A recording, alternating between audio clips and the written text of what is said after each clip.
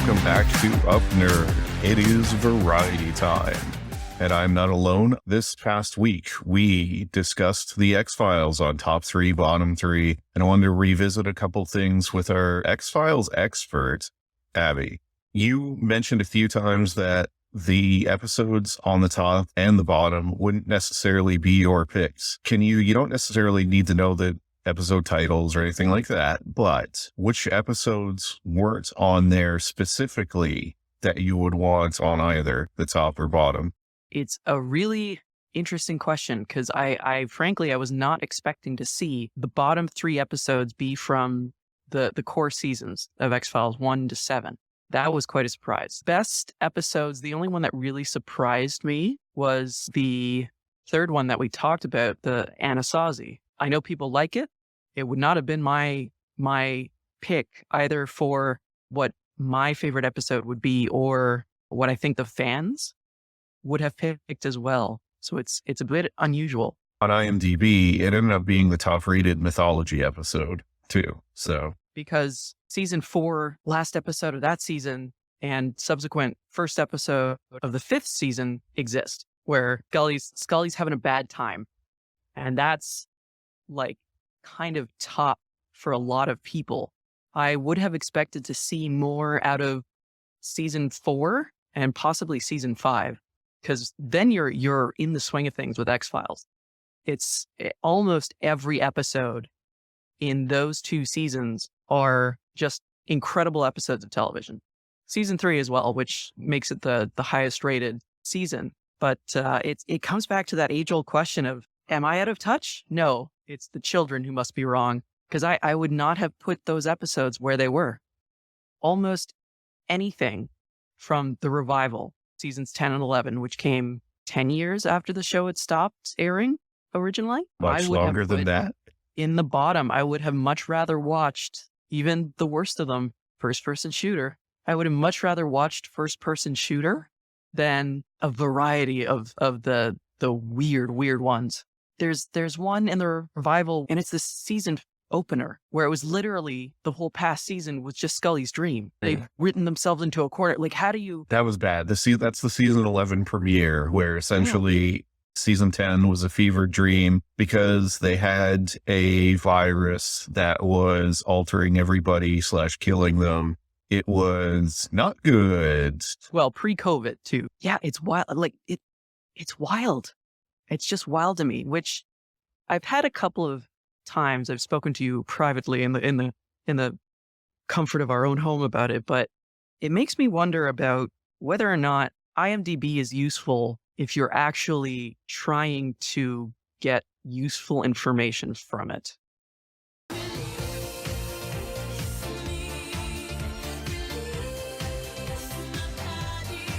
It's great if you're looking for the actors and who was in what. It is... Yeah. If you're looking for an accurate rating of things, I think X-Files was buoyed heavily by people who were excited about it coming back, and people were probably hoping for more, and thus maybe being a little more lenient on the newer seasons. I went over the episode last night or the night before. I can't remember. Anyway, I went over them and it was a matter of like, oh yeah, I remember that. Oh yeah, I remember that. I had forgotten a lot of it, first of all. Second of all, it's really bad. The 10th season is absolutely a throwaway because it was all a dream, essentially. The 11th season is not a lot better. I think the group dynamic is really good, and it's the height of the revived X-Files, but the actual mythology is just an absolute disaster and a mess. Oh, yeah. Which... You can't crawl back from that, and it's kind of the problem that X-Files had even before it was ending, that you start to see like, okay, it's been 6 years of... Well, about that, so... having to raise the stakes.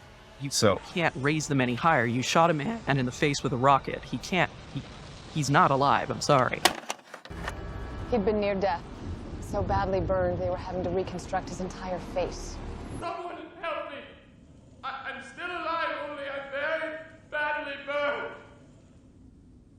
Question 2. X-Files was initially canceled in 2001. It would be brought back sort of in 2008 with the movie. or rather its second movie, which was meant to be the second film of the trilogy. And just for a bit of background here, the trilogy was supposed to be the third one. The hope was to release it in 2012 to coincide with the X-Files mythology, which was there's going to be an alien invasion / a war in 2012.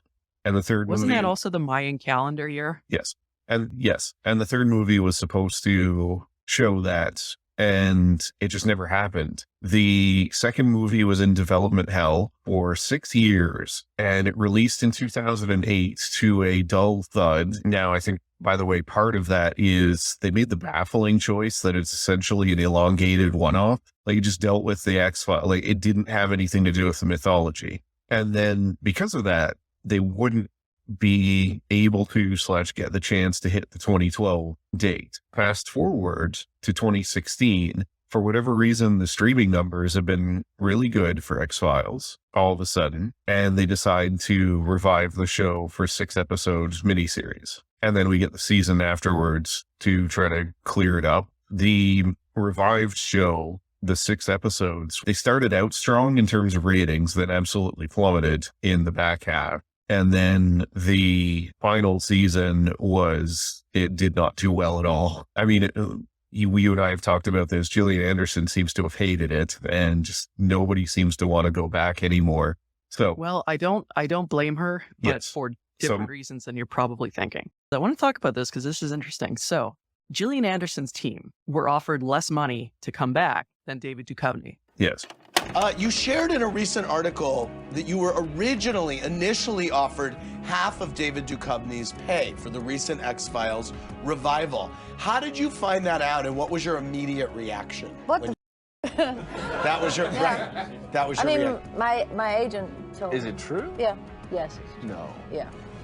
And then they. No, it's true. They eventually wound up paying you the same. Yeah. Thank Correct. God. They wanted to shoot it. In a 2012. Yes, exactly. Right. Funny how that works. Isn't that funny? And she said, no. What she has been doing for some time, I think even in the original series, I think she was on some talk show or something. She said, I let David's team negotiate the salary, and then I tell them I want that. It's always been that David's team does the negotiating, and then I just say, I want what he's getting. Yeah, basically.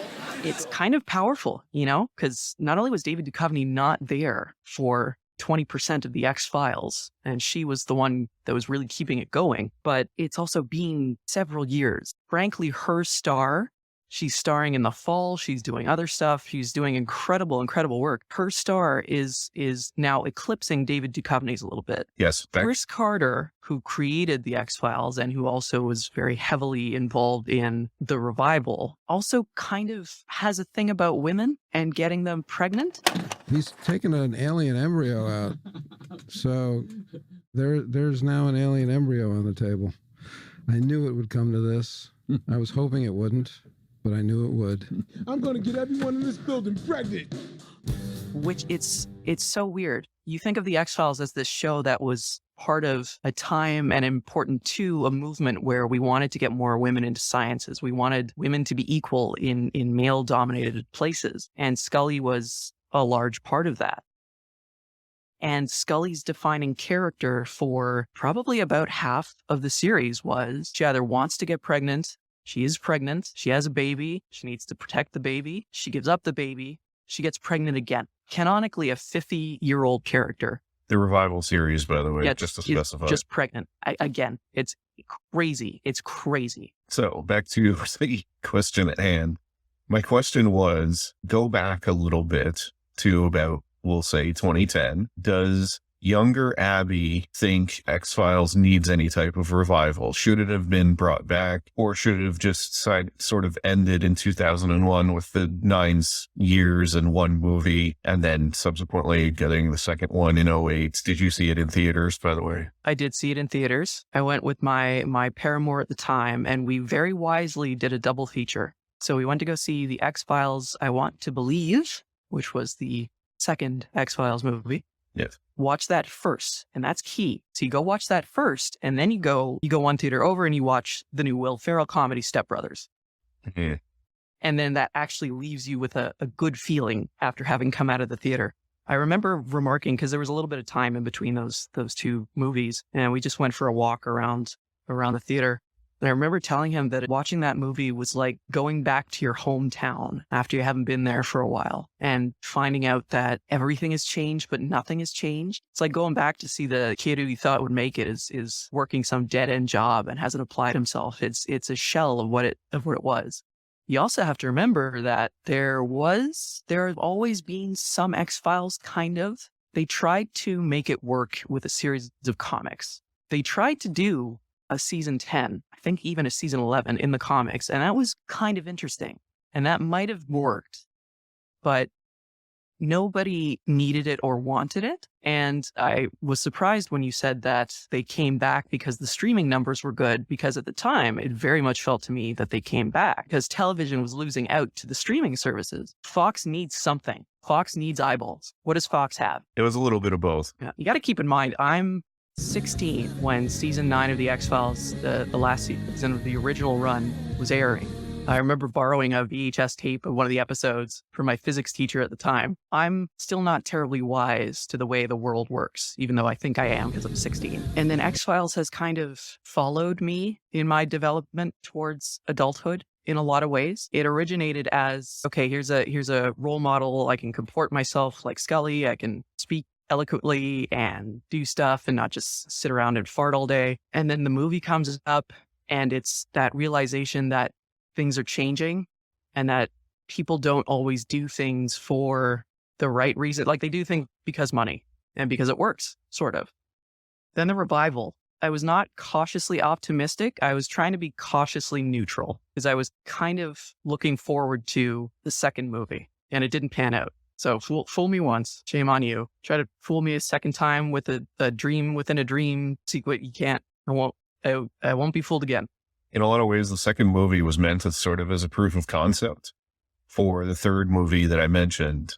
And it just, didn't pan out. They got mediocre to okay, almost, numbers internationally, but domestically did not do well. And it really kind of sank the series. Yeah, they tried to continue, or they tried to make a third one, but it just wasn't going to happen. Both actors at that point were interested. Both Gillian Anderson and David Duchovny really seemed to want to do it, but a script combined with interest from Fox themselves, it never materialized. And in terms of the revival, my understanding is they did approach Vince Gilligan. They did want him to be part of the revival, but it just couldn't happen because he had too much stuff going on. It was just too much work. He's already, running 2 shows. And at a certain point, I think he probably also didn't really want to do it because he would have had to have run that show.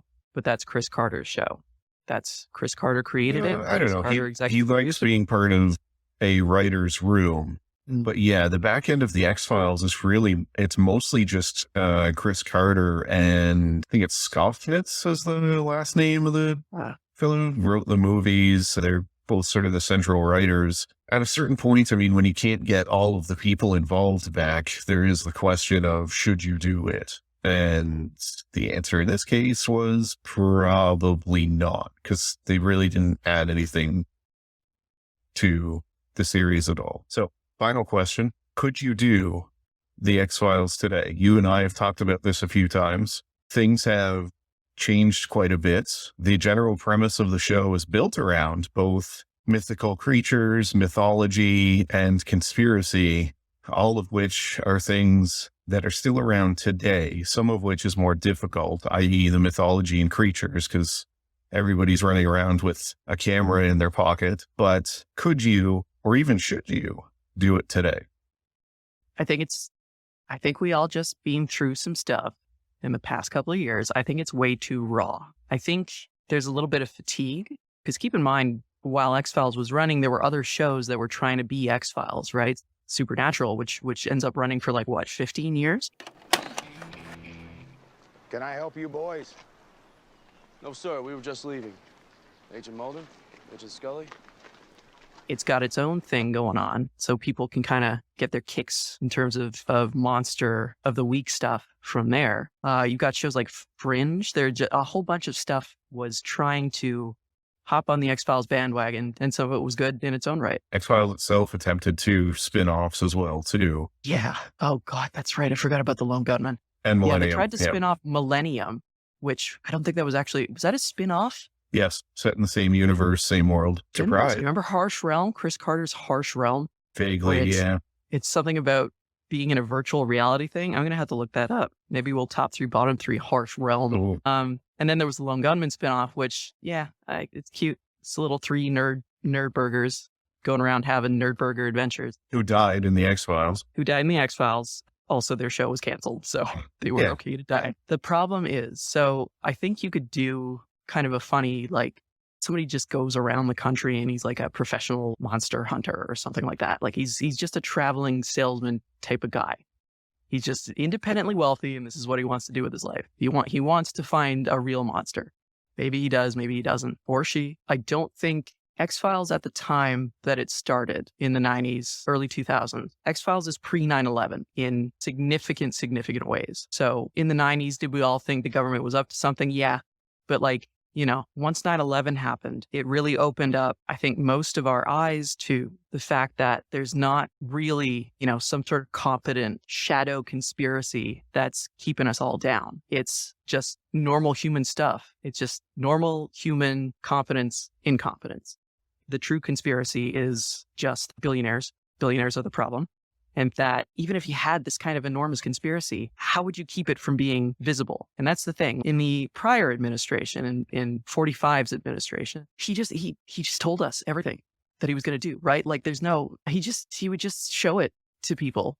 He would just show like state secrets and stuff. So at a certain point, it's like, well, if there was something there, it would have come out of his mouth at some point, you know? So that's number one. So that really takes the fun out of like thinking, oh, maybe the government has a hyper confident shadow government that's actually pulling the strings, and they sit in a room and they're really super smart and we got to figure it out and we need plucky FBI agents who are on the side of good. No, real life is so much more stupid than anything on TV in a lot of ways. That's the first with several subsections. The second thing is globally, we all just went through the coronavirus, which shut us down. And we saw a lot of really whacked out conspiracy stuff come out of that. And I'm a little bit sick of conspiracies.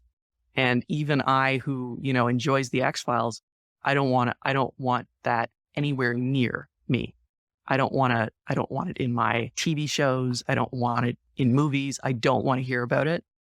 I'm still working through the actual trauma that 2020 and beyond have created in us as a species globally. Because there were people that I spoke to who genuinely believed that this thing that was going on with the coronavirus, and with all the information in the world available to them to debunk or to look into, they genuinely believed that the COVID vaccine was going to alter our DNA and it was going to wipe out everybody who took the vaccine. And then that didn't happen. And then it's actually going to be 6 months from now. There was a harmlessness to it before 2001, and that's gone now. The conspiracies on the X-Files didn't result in somebody shooting up a pizza parlor because they thought there was a cabal trafficking children out of it. There was a sense of order to it. All of that has gone away at this point, combined with the conspiracies are getting worse. You mentioned COVID. There are Facebook groups dedicated to users who have, we will say, bowel trouble because of taking horse medicine to cure themselves.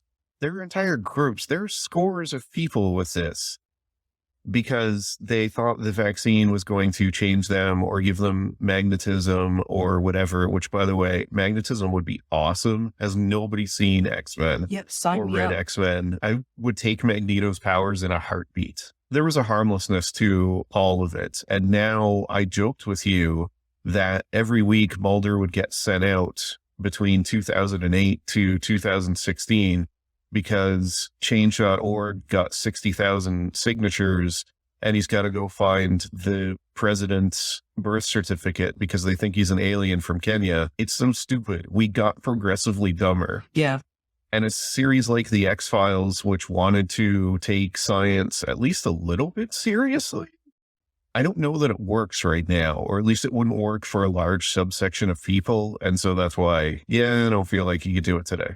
Yeah, conspiracy theories used to be Like, neat. It's not something I can solely credit to Deus Ex because that game was inspired by the X-Files, which was in turn inspired by real-life conspiracy theories, which were at the time still neat. Also, hi, I'm on your microphone now because my microphone broke. It used to be just kind of like, it's kind of kooky. You know, oh, that's old Mrs. Johnson. She's senile. She thinks she was abducted by aliens, and it's just not that anymore. I personally, I'm sure I can only say and speak for myself, I have a lot of trauma around this kind of conspiracy garbage. So X-Files, if they're going to have a mythology that involves conspiracies and stuff like that, it's not going to work. It didn't even work in the revival when they tried to do that. Because remember who was president during the revival? Yeah, they really seemed to try to dance around some of the things they would used to do. So, yeah. Because it doesn't work anymore. There are ways that you can in a cell phone age and cameras everywhere. There are ways that you could still have like a fun kind of monster mystery show. But I'm not ready to hear or entertain any of this nonsense. Well, the actual conspiracy is just so much more banal. Like, the conspiracy is that they're showing us exactly what they're doing and nobody's doing anything about it. So that's going to do it for another fun-filled episode of Upnerd. I did want to mention, so we hinted at it earlier, our plan going forward is to do just one episode a week. We need our lives back. And we also need to start pouring some of our energy into marketing and letting people know that, hey, we have this incredible podcast. It's hosted by one of the greatest podcasters of all time. And maybe every once in a while, might do an extra episode when something strikes me, which inevitably will happen. Don't worry. I still plan to do my amazing outros. Yeah, they're still going to be as high quality and as consistent as you were expecting. Don't press stop recording. Don't press stop recording. Why would you press stop recording? And that's how you do an outro. It is not. Have a good day, everybody. You want to burp into the microphone a little bit more there? I want to make the editing tougher for Basil, producer Basil Bear. Goodbye, everybody.